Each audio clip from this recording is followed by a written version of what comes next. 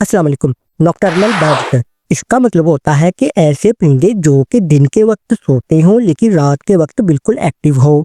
लेकिन अब जाहिर है अगर ये रात के वक्त एक्टिव होते हैं मतलब जागते हैं तो इन्होंने रात में सरवाइव भी करना होता है ऐसे परिंदों ने। तो जिसकी वजह से जो कि दिन के वक्त एक्टिव होते हैं परिंदे, ये नॉकटर्नल बर्ड्स, उनसे थोड़े से अलग ही तरीके से बिहेव करते हैं। या यूँ समझ लो कि कुछ ऐसी चीज़ें होती हैं इनमें जो कि दूसरे परिंदे जो कि दिन के वक्त एक्टिव होते हैं उनसे ज़्यादा इम्प्रूव होती हैं, मतलब बेहतर होती हैं। या फिर हम ये भी कह सकते हैं कि इन्होंने अपने आप को उस तरीके से ढाल लिया होता है। तो वो दो तीन चीज़ें क्या हो सकती हैं, इनको हम एडाप्टेशन भी कहते हैं। तो पहले नंबर पर विजुअल एडाप्टेशन, दूसरे नंबर पर ऑडिटरी एडाप्टेशन और नंबर 3 पर सेंसरी एडाप्टेशन। अब एक एक करके हम इन तीनों को देखते हैं। पहले नंबर पर विजुअल एडाप्टेशन। अब विजुअल का मतलब यही होता है कि इनकी आई साइट या इनकी आंखें। अब जो रात को परिंदे जागते हैं इनकी जो आई साइट होती है वो कुदरत की तरफ से इस तरह की होती है, या इनकी आंखें कुदरत की तरफ से इस तरह की होती हैं कि वो थोड़ी सी भी अगर लाइट हो ना तो अच्छा देख पाते हैं। यानी कि इनकी जो आंखें हैं वो लो लाइट को भी अच्छे तरीके से अपनी आंखों के अंदर कैप्चर कर पाती हैं। या इवन के अंधेरी रातें हों तो ये उस अंधेरे में भी अच्छे तरीके से देख पाते हैं। अब हम यहाँ पर एक मिसाल लेते हैं आउल यानी कि उल्लू। अगर हम इसकी आंखें देखें तो ये बड़ी मोटी मोटी और गोल मटोल सी होती हैं। तो कुदरत ने इसकी आंखों में काफी ज्यादा फोटो रिसेप्टर सेल्स रखे हुए हैं, यानी कि इनकी कंसंट्रेशन या इनकी मिकदार बहुत ज्यादा है। अब फोटो रिसेप्टर सेल्स क्या करते हैं, वो इन परिंदों को थोड़ी सी भी रोशनी में देखने में काफी ज्यादा मदद कर पाते हैं। यानी कि जो थोड़ी बहुत लाइट होती है ना ये उसको काफी ज्यादा अपने अंदर एब्जॉर्ब कर लेते हैं, यानी कि अपनी आंखों में ना जज्ब कर लेते हैं। या आसान तरीके से मैं ये बात करूं कि जो थोड़ी बहुत लाइट होती है ना उसको इकट्ठा करके अपनी आंखों में जज्ब कर लेते हैं तो ये सामने देख पाते हैं अच्छे तरीके से। तो इस तरीके से इनकी नाइट विजन काफी अच्छी होती है। ऑडिटरी एडाप्टेशन, ऑडिटरी का मतलब ये है कि इनकी सुनने की सलाहियत वो भी काफी बेहतर होती है ऐसे परिंदों में। यहाँ तक कि अगर बिल्कुल थोड़ी सी भी आवाज हो ना तो ये उसको भी बड़े अच्छे तरीके से सुन पाते हैं। या अगर मैं आसान तरीके से बात करूं, अगर थोड़ा सा पत्ता भी हिल जाए ना दरख्त का तो इनको पता चल जाता है। और इस तरीके से ये अपने प्रे मतलब यानी कि अपने शिकार तक पहुंच पाते हैं और उसका शिकार कर पाते हैं।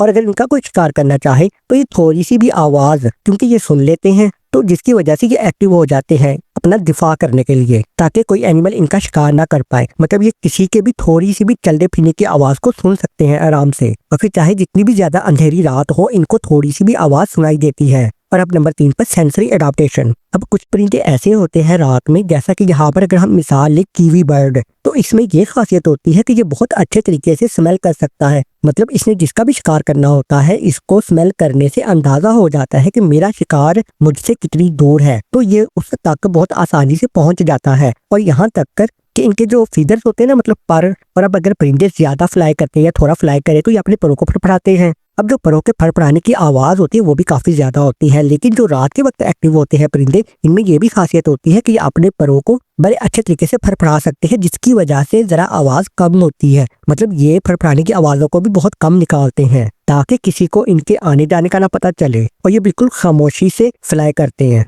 लेकिन एक खास बात, जो कीवी बर्ड होता है ना इसके पर नहीं होते, ये उड़ता नहीं है, ये सिर्फ भाग सकता है। तो खैर कीवी बर्ड पर पहले मैं एक वीडियो बना चुका हूँ, इस वीडियो के आखिर पे आपको मिल जाएगी। इस वीडियो को देखने के बाद आप वो भी चेकआउट कर सकते हो। उम्मीद करते हैं आपको वो भी अच्छी लगेगी। और अब इनका स्लीप पैटर्न, तो जाहिर है ये दिन के वक्त सोते हैं, अब रात को तो ये एक्टिव हो जाते हैं। होता क्या है कि ये आम तौर पे डस्क यानी कि शाम के वक्त ऐसे परिंदे एक्टिव हो जाते हैं और फिर वो सारी रात जागते हैं, लेकिन दिन के वक्त ये सो जाते हैं। मतलब जब सूरज निकलता है तो होता क्या है कि बाज दफा गर्मियों में ऐसा होता है कि दिन बहुत बड़े हो जाते हैं लेकिन रातें बहुत छोटी होती हैं, तो जिसकी वजह से ये बहुत कम सो पाते हैं। अब जाहिर है जब ये दिन को सोते हैं तो कुछ परिंदे ऐसे बड़े होते हैं जो कि दिन के वक्त एक्टिव होते हैं, या फिर कुछ एनिमल्स जो कि दिन के वक्त एक्टिव होते हैं तो वो इनका शिकार कर सकते हैं। तो जब ये दिन के वक्त सोते हैं तो ये अपने आप को छुपा लेते हैं अपने घोंसलों में। और कुछ परिंदों के पास ये भी खासियत होती है कि वो अपने आप को कैमोफ्लेज के तौर पर इस्तेमाल कर सकते हैं ताकि इनका कोई शिकार ना करे। और जाहिर है जब दिन के वक्त सूरज की रोशनी बहुत ज्यादा होती है तो ये उससे भी बचकर या मतलब यूँ समझ लो कि छुपकर ही सोते हैं ताकि जो सूरज की रोशनी है इन तक कम से कम पहुंचे और ये नींद अच्छे से कर पाए दिन को।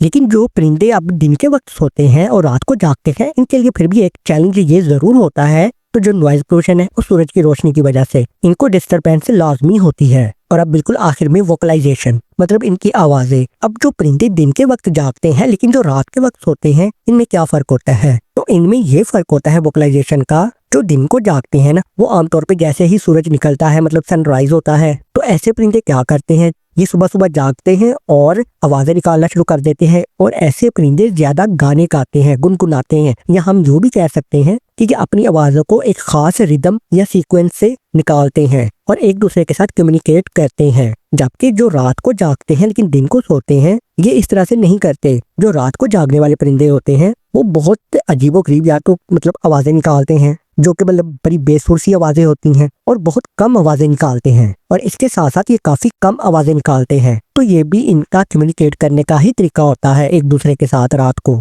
तो खैर, इनमें एक परिंदा आ जाता है नाइट जार। ये एक ऐसा परिंदा होता है जो कि रात के वक्त आवाजें तो निकालता है लेकिन बड़ी ही बेसुर सी आवाजें निकालता है, जो कि हमारे कानों को अच्छी नहीं लगती। तो चलिए, इस वीडियो में सिर्फ इतना ही। अगर ये अच्छी लगी हो तो इसको लाइक कर सकते हो, चैनल को सब्सक्राइब भी कर सकते हो। तो मिलते हैं नेक्स्ट वीडियो में, तब तक के लिए अल्लाह हाफिज।